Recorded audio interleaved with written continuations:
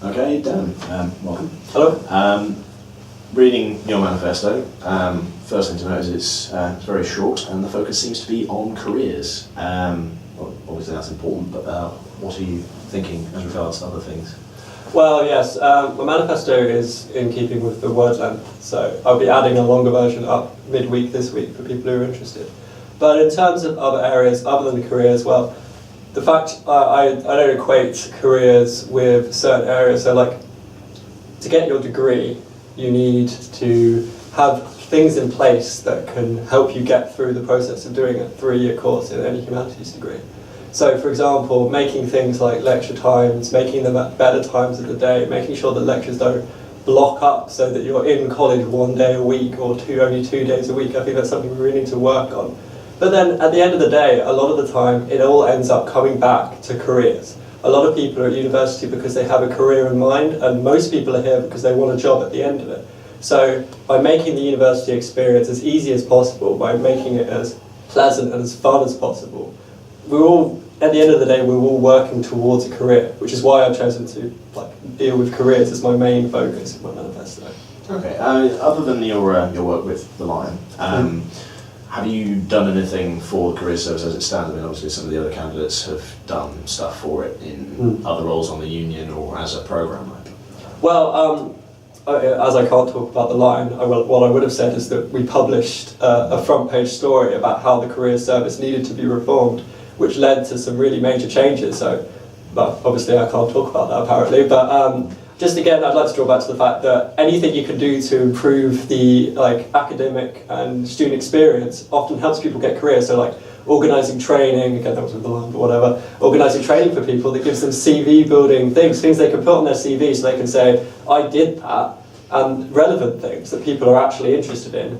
Again, perhaps you could go as far to say that even stuff like I got the library times extended, I guess that, to be honest, that gave someone a job. It gave a lot of people part-time work, people that are working on the Saturday shifts, the Sunday shifts, the Friday evening. And you know, now it's booked from 5 to 11, so we've been able to split that into 2 shifts. Many people have got vital work that are bringing in a vital amount of money for them to do their degree. Okay, that's fair. Obviously the existing union has been put quite a focus on careers. I know Sam English has done a fair bit to organise internships for starting next year in September. So a lot is already sort of, at least the groundwork is in place. Are you planning on doing anything new, or are you just going to... Yes, I'm going to go much further than that. I personally think that while internships are a really good thing, these days they're as competitive as many graduate jobs are. Like, you need to get exclusive internships just for Heythropers. Like, we need to make sure that there's options. Sam is in the process of trying to organise those. Well, in the process, exactly. We need to make sure that this process continues. These things take a long time to achieve and a long time to get in place, and not only to get them in place, but to make sure they stay in place. Like, I want to continue that work, and I don't want all that work, all that preamble to go to waste. Okay. You mentioned in your manifesto that you want to help oversee the academic strategy, yes. For the college. Is it realistic that the college will let the Vice President do that? I've been talking to Gwen already this year, and she is very, very keen to have as many people input to this as possible and to really shape this as something that Heythrop has created and is for Heythrop students. So no, absolutely, I'm sure she would be more than happy for me to get involved and for any student to get involved, really, and that's what I want to do. I want to get students getting a voice in where that goes. Okay. So perhaps oversee is a little strong, but a help with. Well, yeah, oversee. We've got to make sure that our degrees don't turn into something we don't want them to be. A lot of people sign up for a philosophy or theology degree for very personal reasons, because they have a desire to learn, because they have a desire to learn about God. Like, we don't want this to turn into we want the crux of these degrees to stay the same. We want people who love philosophy, people who love theology coming to our college. I don't want our degrees to change so that people that really love those subjects go somewhere else. I want people who love those subjects to come to Heythrop. Okay. I'm going to quote your manifesto here. Yeah, go for it. Directly. You say, secondly, I want to fight for an increase in scholarships for Heythrop students who wish to study postgraduate courses to enhance their chances of getting a career. Now, is that a really meaningful? I mean, I could fight for an increase in scholarships. I could do that tomorrow. I don't have to be the vice president to do that. What makes you think that Heythrop are going to? Because for things like that to get put in place, you need to work really, really hard. You need to make it a focus of your time in office. The average student has lectures, has society, has a social life, has everything they need to deal with.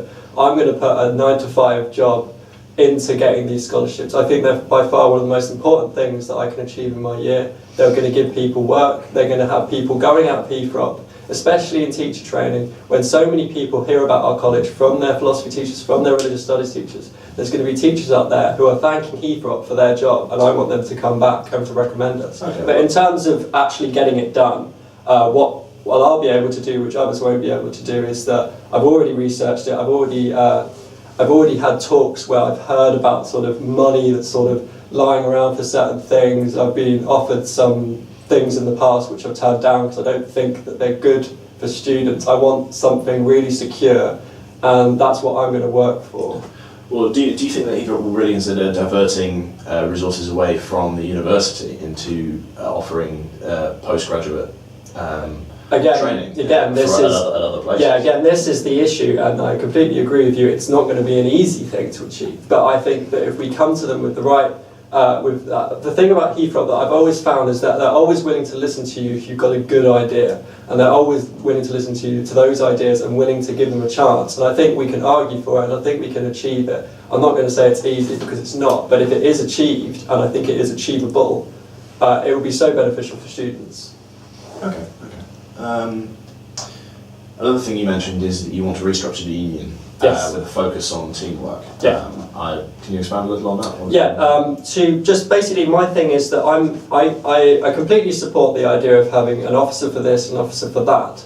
But my trouble is that often that means that people get isolated, and I don't want people to have the excuse, that's not my job. I think the union needs to work on projects together as a team. I don't want people saying, that's my area, that's my area. I think the presidential and the vice presidential role should be purely managerial. They should be working with these people, working with everyone, not secluding certain areas. They need to work together as a full embodied team, because a lot of the time we're having events that aren't happening and people are blaming perhaps the person whose job it was. But if an event isn't happening, if a week doesn't happen, it's the entire union's fault.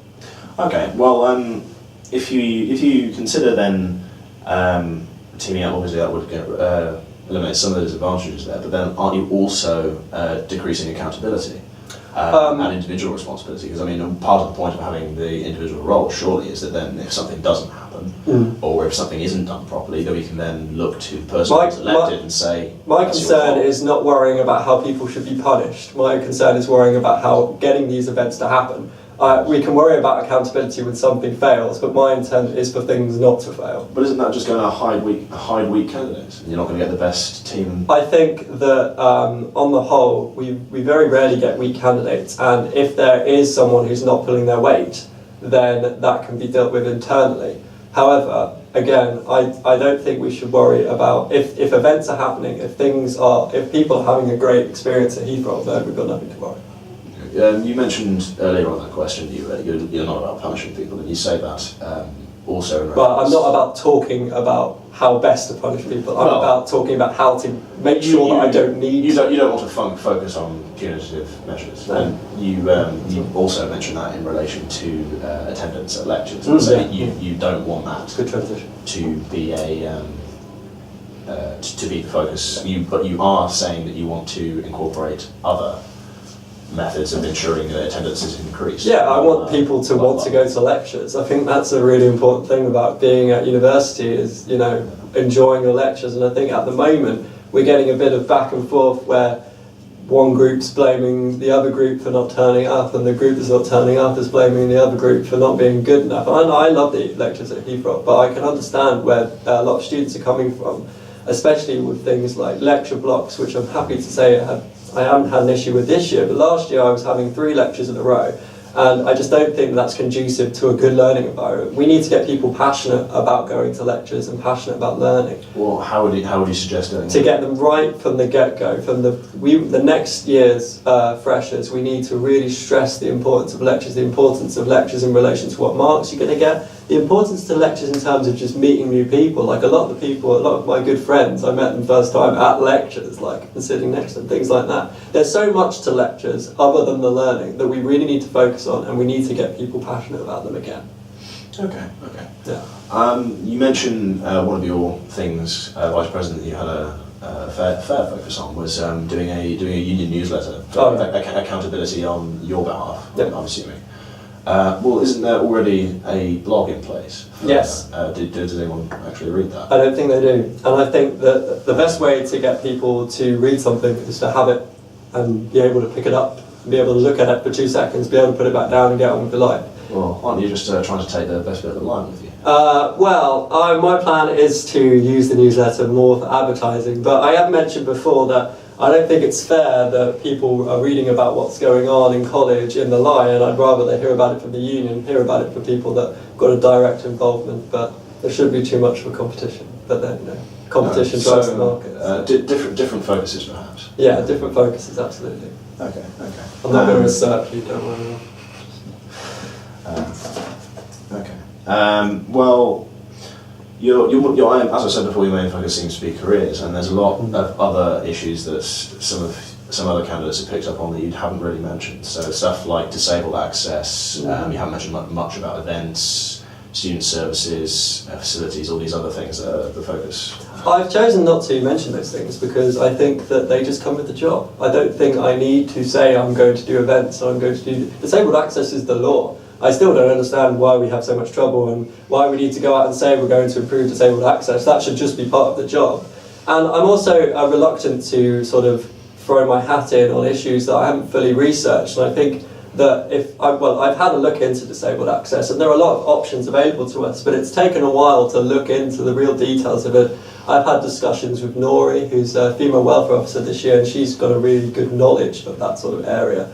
And talking to her, I think there's definitely things we can do. But I'm not just going to be a let's throw ramps everywhere kind of guy. I want to look into this. And again, my whole thing is about having things that will last. I don't want short-term solutions to long-term problems. I want something that's going to stay, and we don't need to worry about it again. Like I could wax lyrical about all the things I'm going to do next year, but I think a lot of them just come under what the job is, and I don't want to tell you that I don't want to tell you that I'm going to do my job because I'm running for the position. Of course I'm going to do my job, and all of those things are important. But I've chosen to focus on how I'm going to make things different, how I'm going to go beyond what the job tells me to do. Okay. Well, thank you very much then. No, absolutely.